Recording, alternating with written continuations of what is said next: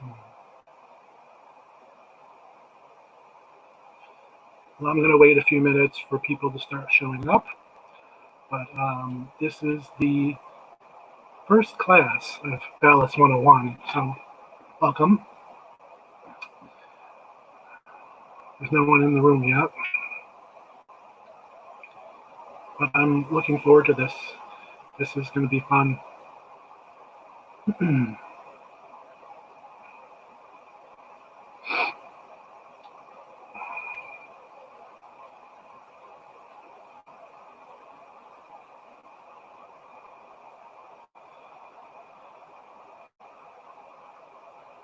Looks like we have one person.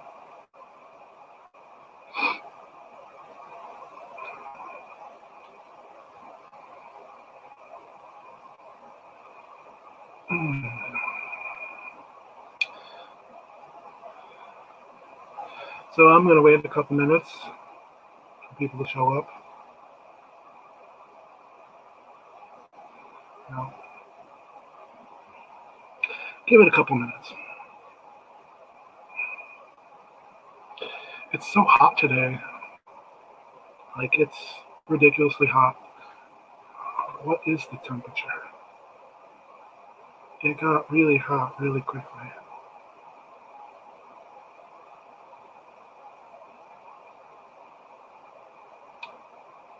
Hello, looks like we have one person.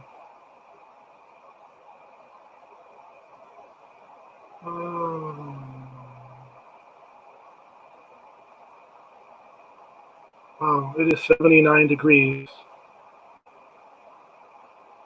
but it feels like 86. That's crazy. No wonder it's so hot. The temperature just got real hot real fast. So who do we got here?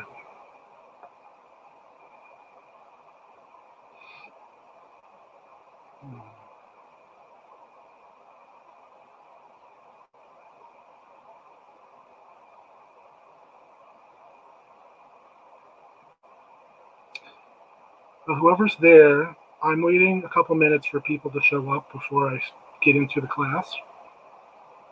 As people enter in, I hope they say hello.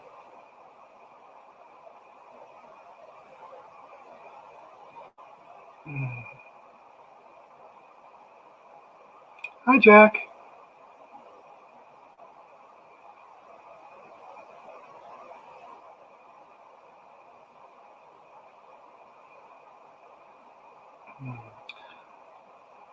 All right, just a couple more minutes and then we'll get started.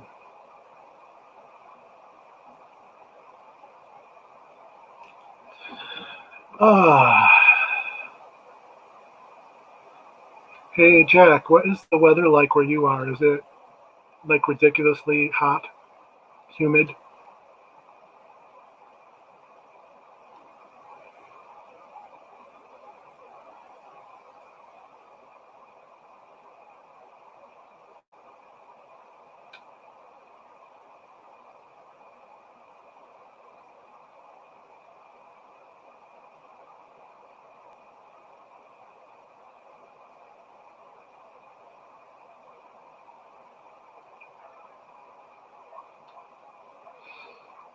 All right, let's see. One more minute.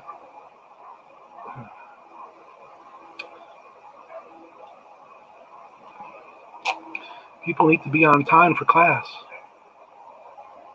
I'm disappointed in them. All right, a few more seconds. I live in Vermont, so not much different. Yeah.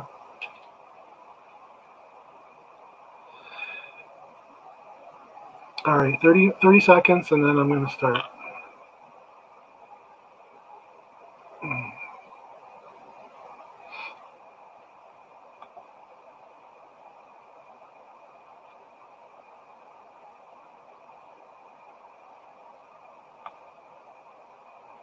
Hello, Kenneth. Welcome to class. 5 seconds. People better show up.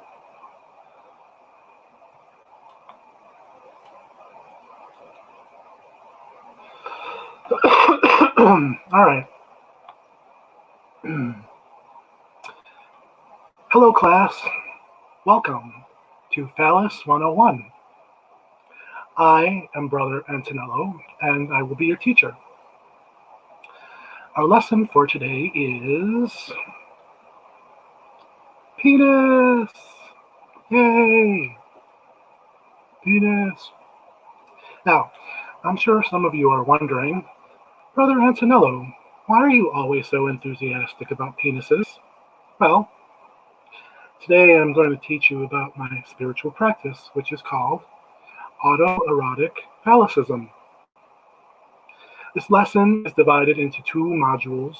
We will go through the first one, and then I'll take a short break so you can answer questions, and then we'll move on to the second module. Everyone still with me? So, what exactly is autoerotic phallicism? To answer that, we must look at the meanings of those words. Auto, erotic, and phallus are all derived from Greek. Those Greeks really loved penises a lot, didn't they? But really, who doesn't? All right, so module 1. So, let's talk about phallicism. The word phallus means penis in Greek, but not just the literal penis. It is also a magic symbol and representation of the divine. It can refer to penis-shaped objects, such as columns and obelisks, or various charms and talismans used for luck, fertility, and protection. For example, the ancient Romans were obsessed with penis charms, with phallus charms. They really were. They had phalluses everywhere. They were called fascinum, and originally they represented the god Fascinus. They were carved into statues, worn as magic talismans, and even hung as elaborate wind chimes. They were given to children to protect them from evil spirits, and sailors wore them to ensure a successful voyage. The words fascinate and fascination are derived from fascinum, which literally means to put someone under a spell. Girl, that's right, the Romans had that dick magic, okay? But more importantly, we must talk about what phallus represents as the concept of deity. Phallus worship originated with ancient pagan fertility cults. This type of worship is found all throughout history in cultures all over the world. Fertility religions celebrated the union of heaven and earth, the sacred masculine and the sacred feminine. The phallus, of course, is the sacred masculine aspect. It represents light, heat, energy, activity, creativity. In Chinese philosophy, it is called yang, and the feminine aspect is yin. This is represented by the yin-yang, which symbolizes energies and balance. Phallic gods are often represented by the Phallus. Let me spell that for you. I-T-H-Y, phallus. Phallus, which is essentially a huge erect cock. The exaggerated genitals are meant to be symbolic of the fertility aspect. These are gods such as the Egyptian Min and the Greek Priapus. Phallic gods were often celebrated with seasonal and agricultural rites. In ancient Greece, stone statues of the god Hermes were used as boundary markers and signposts, and people touched the Phallus for safe passage across barriers and crossroads. Women touched the Phallus to be blessed with pregnancy, which is a custom that still exists in some places today. Many Phallic gods are also horned gods, who are pastoral deities of animals and vegetation. the archetypal Lord of the Greenwood. Most people are familiar with the Greek Pan and the Celtic Cernunnos, or Cernunnos.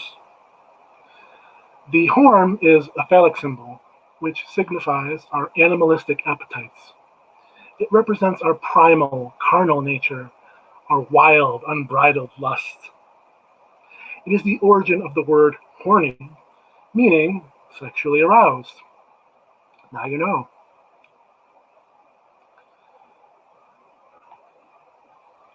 Phallic gods are also gods of the sun, the sky, and weather. Lightning bolts, rain, and sunbeams are all manifestations of Phallus. These are deities such as the shining Greek and Roman god Apollo, the Scandinavian god Freyr, and the Canaanite deities Baal and Hadad. These gods are connected to the fertility of the land and animals.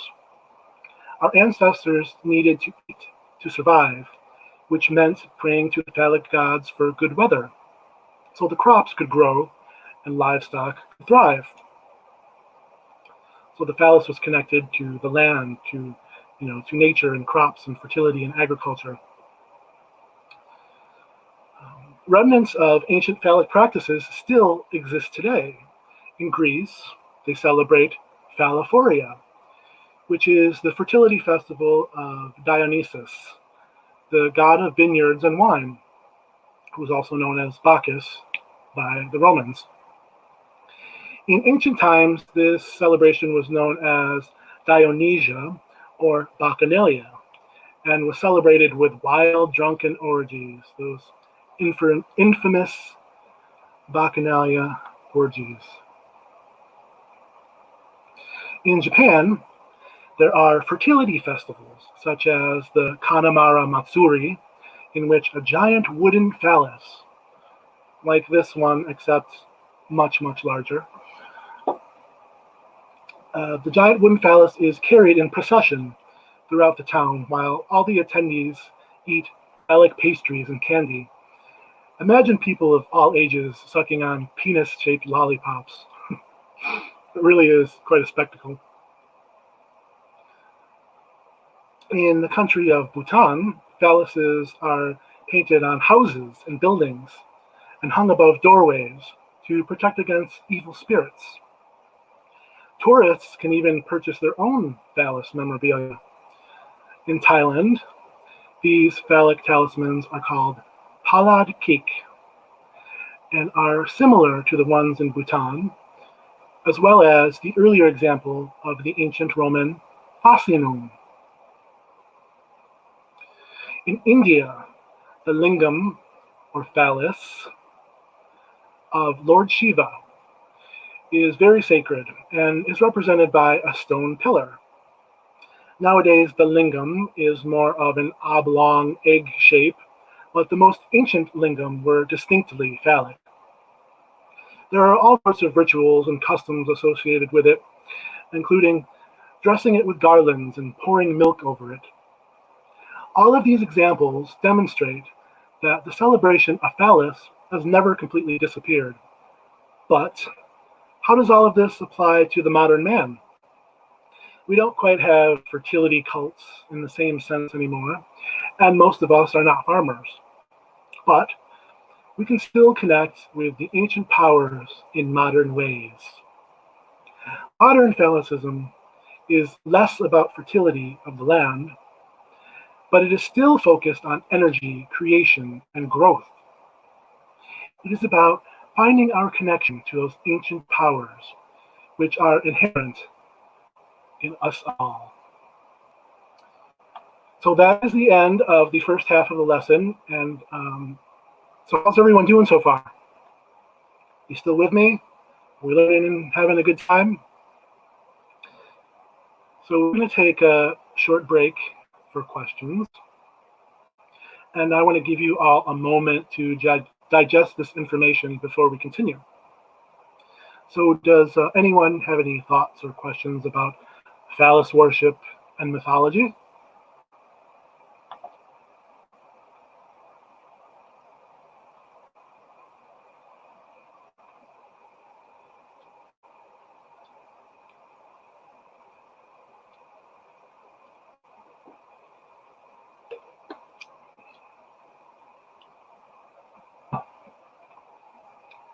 Doing good. All right, Jack.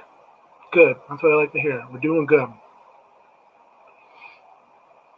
Is there anything, any questions does anyone have any questions, or is there anything that they would like me to elaborate on?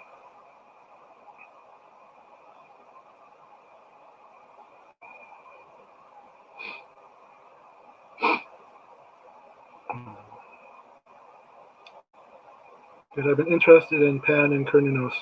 Yes, absolutely. And I think a lot of guys are drawn to Pan and Cernunnos and the horned god. It's an archetype that people are really drawn to, but it really represents our wild, primitive, carnal nature, our connection to nature and the earth, and our deep passions.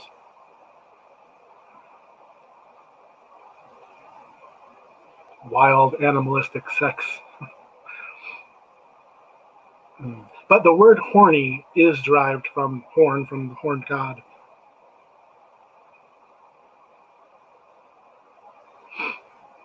Maybe the easiest for me to relate to. Yeah, yeah, definitely.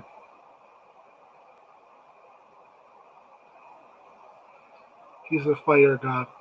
Who's a fire god? Which one?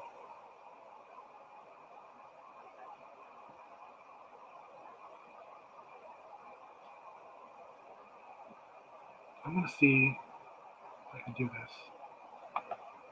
Oh yeah, there we go. This is my first time using StreamYard, so I'm figuring out how to use it, but it's a lot easier than I thought.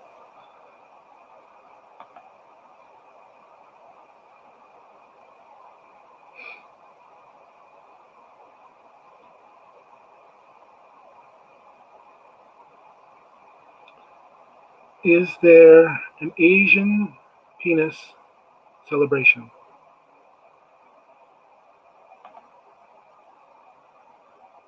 Yes. I actually talked about several of them. There are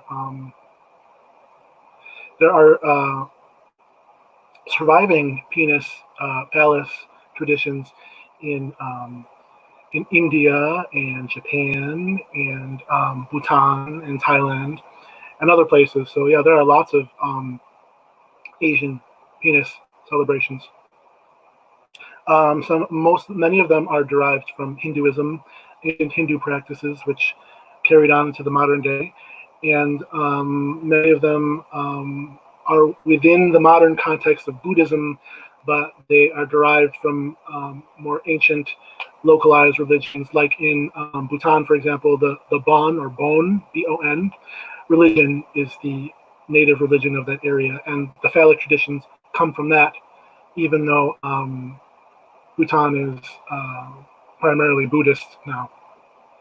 So yeah, all over Asia, all over the world. I mean, there are phallic traditions all over the world, and even as the religions of the areas changed, a lot of the phallic traditions and celebrations survived, sometimes in reduced ways, sometimes they were incorporated into the new religions.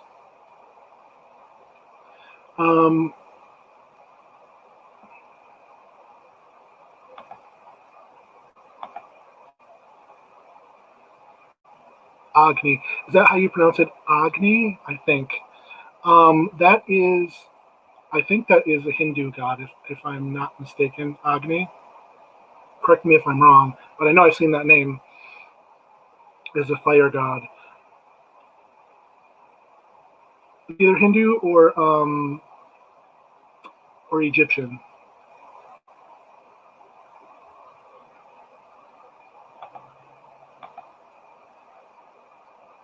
Do you know, Jack?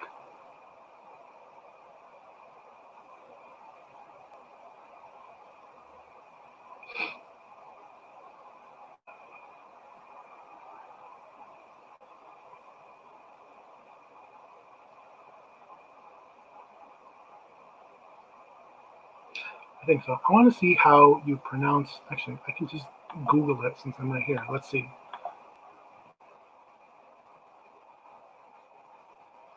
Oh yeah, Agni is Hindu. Yes, I was right.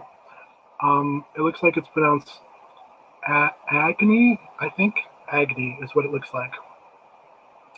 Yeah, the Agni is a Sanskrit word which means fire and connotes the Vedic fire god of Hinduism. So yes, fire. I read a book where they talked about him swallowing Shiva's cum. Oh, yeah, yeah. There are actually lots of myths like that, and some of them are associated with Shiva. There's also myths having to do in Hinduism with Brahma in his one of Brahma's forms. There's like certain stories with him and his semen spilling on the earth and forming lakes and rivers and things. And then there's one where I think that he was tricked into eating his own semen or something. Yeah, and there's also stories within in Greek mythology too about eating the semen of deities. But it's just common. I mean, and we were going to talk more actually about semen in the second part of this lesson, which I will continue here very shortly. Are there any more questions or thoughts before I continue?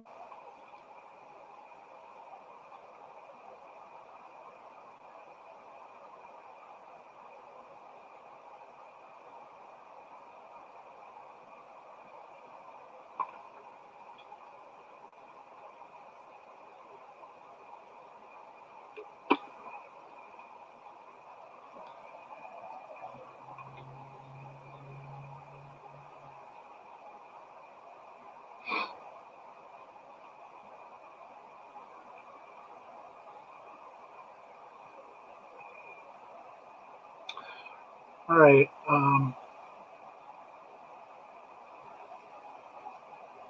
My other favorite story is when Horus tricked Set into eating his own cum. Yes, yes, and there's that one, and there's the other story from Egypt where what was his name? He was I can't even think of his name right now, and it's going to bug me, but he was the primordial god, and he created the earth and the universe. I mean, he was created out of nothing, and he created everything else by ejaculating into his mouth. Like he jerked off and came into his mouth and spit it out, and he created his two children and everything else.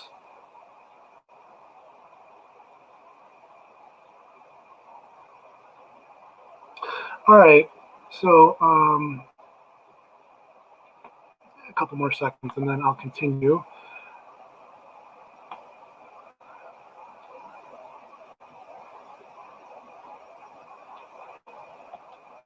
All right, so in the first half, we talked about Phallus, the concept of Phallus, and Phallus worship, and mythology. And now in the second module of this class, we're going to be talking about the word autoerotic. So carrying on with the class, module 2. The word autoerotic means self-pleasure. The word, the prefix auto means self, as in autobiography, like, a self-biography. The word erotic obviously means passion, desire, and sexuality. It is derived from Eros, the Greek god of love. So autoerotic literally means passion, desire, and sexual stimulation of one's self. Masturbation is a form of autoeroticism. The ancient Greeks had several words for love. Eros, which is romantic and sexual love, is one of them. They also had a word for self-love, Philautia, and I'll spell that for you. Philautia,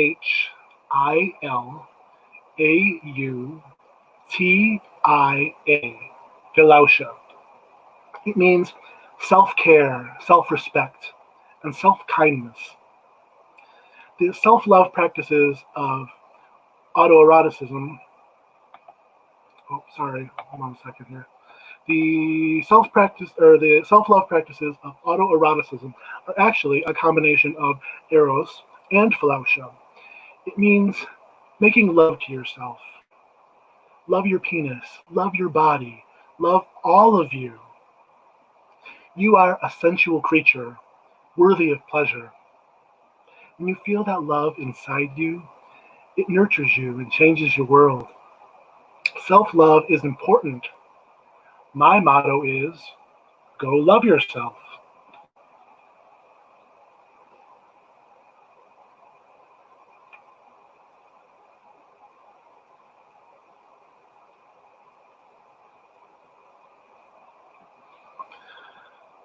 So the modern man connects with the divine phallus through masturbation.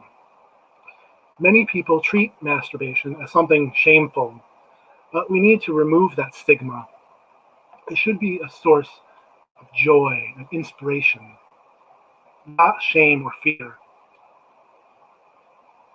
We must understand that self-pleasure is sacred, something to be cherished and celebrated. The god Hermes is credited with the invention of masturbation. He taught the art of self-pleasure to his son, Pan, who then in turn taught it to the shepherds. So Hermes taught it to Pan, and Pan taught it to the shepherds. So masturbation is literally a gift from the gods to mankind. It is more than just touching the body. It is about touching the spirit. To pleasure oneself is a connection of body and soul, man and God, mortal and eternal. Masturbation is holy communion, and that's cum, C-U-N, union, communion, with the divine. It is a ritual of worship and dedication. Every time you have a wank, that's your church, the church of cock. It is your connection to the ancient phallic gods and their powers and mysteries. When you masturbate, feel the power of Phallus enter you in divine intercourse. You and Phallus become one. Feel it in your throbbing cock and bountiful balls, and all throughout your body. You will soar on new heights of sensual pleasure and achieve profound states of orgasmic bliss. It is truly out of this world.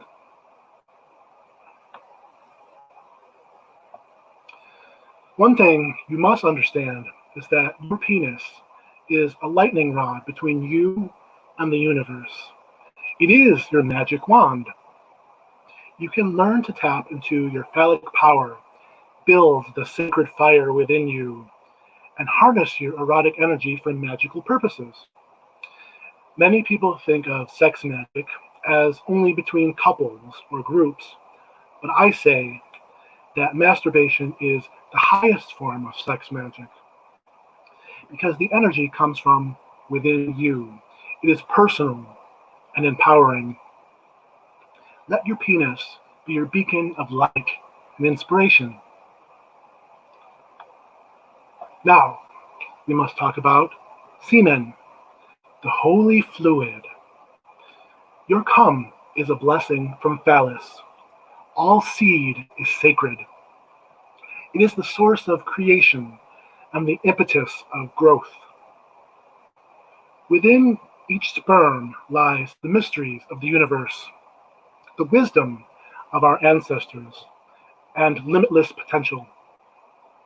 Semen is the nectar of the gods, and it is a powerful potion and should be treated with reverence. Some spiritual traditions say that one should strive to never waste their cum, but I say it is your cum, and you should do with it whatever you want. Just as everyone's penis is different, everyone's spiritual phallic practices are also different. Dick diversity. During ritual and spell work, you can eat your own cum, ingest it, rub it on your body, give it to the earth, especially if you're masturbating outside, you can ejaculate on the earth, or use it to anoint crystals, statues, talismans, and candles. Your cum is the culmination of all the erotic energy you have built up, and you release those intentions out into the universe. That is the basis of solo sex magic. In summary, autoerotic phallicism is a spiritual relationship with your penis and the sanctity of self-pleasure. Men are united through the power of the almighty phallus. It is the connection we share through the power of our penises. We are brothers of the bait, comrades of cock. I call it the Fraternity of Autoerotic Phallicism. That's F-A-P, FAP. If you use that term, credit me because I coined it. Masturbating with other men is the ultimate form of male bonding. It really is. It connects us to the divine masculine, to our ancestors, and to all men who have masturbated before. Praise Phallus. Hail, holy cock. So that's the end of the lesson. I hope you enjoyed this. I hope it was informative. And now we're going to open the floor to you for any further questions or comments. Do you have any thoughts on autoeroticism and masturbation and semen and things of that nature?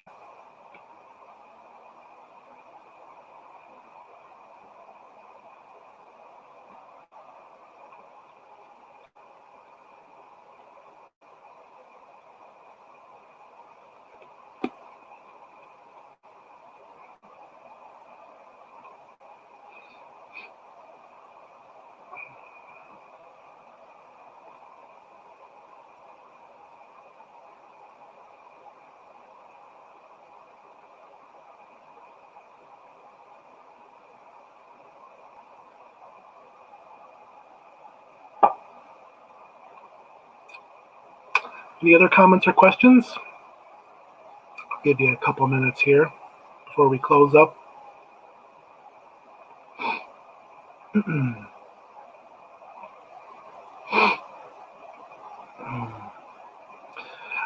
I will do other lessons where I get into detail about some of the subjects that I've addressed here.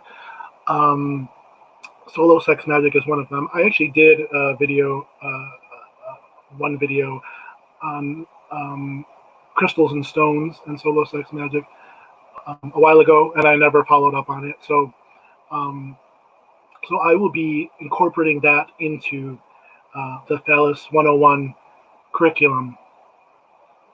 So there will be talk about solo sex magic. And then a while ago, I also started the gay sex and the tarot, which you may remember. That was a pretty big deal. And I only did one episode. I did the first 5 cards of the major arcana, and then I never followed up on it. So what I'm going to do is I'm going to incorporate the phallus and the tarot into this series. So I will be revisiting topics that I visited, that I addressed a long time ago, and they will be under the heading of the Phallus 101 curriculum. So it'll be nice to revisit those and have everything everything in one place. Oh, thank you, Jack. I'm glad that you found it very informative. I strive to be educational, but not dry and academic and boring. I want it to be interesting and relatable. That's what I strive for. All right, so I will go another minute here and give everyone a chance to get any last words out, any thoughts or questions, or any topics you would like me to elaborate on. I'm not sure yet what the next episode, the next lesson will be, but I have some ideas. So it will be relatively soon, because I have lots of ideas, lots of notes, and lots of writing regarding this topic. I mean, I'm working on a special project, a writing project regarding the phallus. So I have lots of information, and I thought that doing a YouTube series would be a good way to introduce this topic to people and generate interest. Get people thinking about it and talking about it,